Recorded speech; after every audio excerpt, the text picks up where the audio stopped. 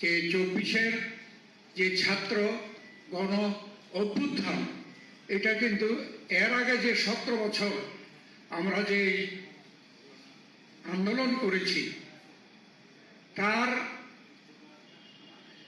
ফলেই কিন্তু ফলপ্রসূ হিসাবে এই 24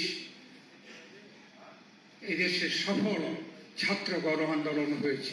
আমরা 2024-এ দেখেছি অনেকে এই আন্দোলনটা শুধুমাত্র গুটি কয়েক ব্যক্তি নামে চালাতে চায়, কিন্তু আমরা কিন্তু 17 বছর এই বিএনপি এবং আরো অনেক দল মিলে আমরা আন্দোলন করেছি, নির্যাতিত হয়েছি। বেগম খালেদা জিয়া তিনি মিথ্যা মামলায় আসামি হয়ে শাস্তি ভোগ করেছেন।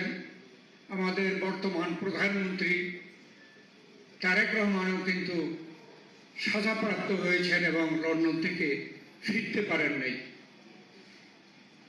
এবং আমরা মনে করি যে 24-এর যে ছাত্র গণ অভ্যুত্থান, এটা কিন্তু এর আগে যে 17 বছর আমরা যে আন্দোলন করেছি তার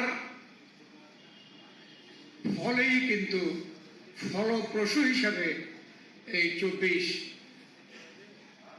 এদেশের সফল ছাত্র গণ আন্দোলন হয়েছে।